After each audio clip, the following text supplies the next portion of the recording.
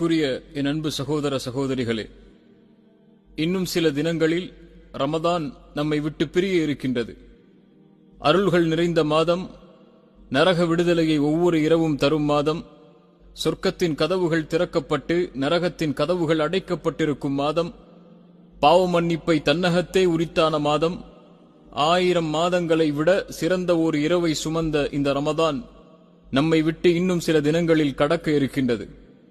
இது என்னுடைய மாதம், இதற்கு நான் விரும்பிய முறையில் கூலியை தருவேன் என்று கூறிய அல்லாஹ் அதற்குரிய கூலியை அவன் விரும்பிய முறையில் தர இன்னும் சில தினங்களே இருக்கின்றது. இந்த நேரத்தில் என்னிடத்திலும் உங்களிடத்திலும் சில கேள்விகளை கேட்க என் மனம் நாடுகிறது.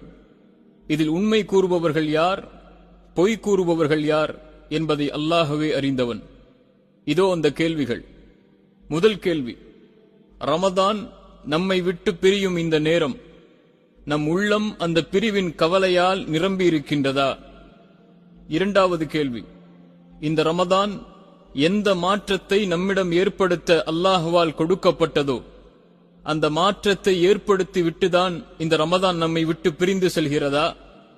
அல்லது மாற்றமில்லாத ஒரு வாழ்க்கை நம்மிடத்திலே தொடர்ந்திருக்கும் நிலையில் ரமதான் நம்மை விட்டு கடந்து செல்கின்றதா?